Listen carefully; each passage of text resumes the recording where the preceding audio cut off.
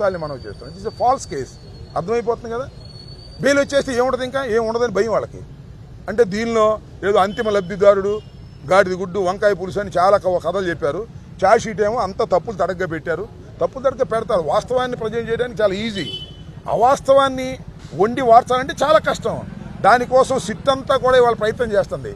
SIT అంతా కూడా చేస్తుంది ఏంటంటే ఇన్వెస్టిగేషన్ చేయటంలా ఎవిడెన్స్ని ఎలా గ్యాదర్ చేయాలి, ఎవిడెన్స్ మీన్స్ ఫాల్స్ ఎవిడెన్స్ ఎలా గ్యాదర్ చేయాలి, ఎవరిని బెదిరించి స్టేట్మెంట్స్ ఇచ్చుకోవాలి, ఎవరిని బెదిరించి 164 స్టేట్మెంట్స్ ఇచ్చుకోవాలి అనేటువంటి ఒక దుర్బుద్ధితో సిట్ అధికారులు ప్రవర్తన చేస్తున్నారు. చంద్రబాబు నాయుడు గారు చెప్పినట్టుగా ఒక కుక్కడప్ స్టోరీస్ అల్లి వీళ్ళందరి మీద కేసులు పెట్టి అందరినీ లోపలేసేయాలనుకుంటున్నారు.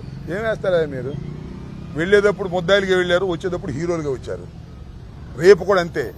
కేసులు ఏది నిలబడవు. నేను మనవి చేస్తున్నా, చంద్రబాబు నాయుడు గారు పొలిటికల్ వెండేటాతో జగన్మోహన్ రెడ్డి గారి మీద, జగన్మోహన్ రెడ్డి గారి పార్టీ మీద అందరినీ కూడా రోపలేసి భయపెట్టి పార్టీని దెబ్బతీయాలని ప్రయత్నం చేస్తున్నారు.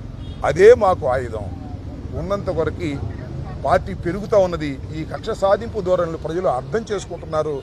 ఇదంతా రాజకీయ కక్షలతోనే చంద్రబాబు నాయుడు గారు చేస్తున్నారు తప్ప లిక్కరు లేదు, స్కాము లేదు. ఇవాళ ఉంది లిక్కర్లో స్కామ్.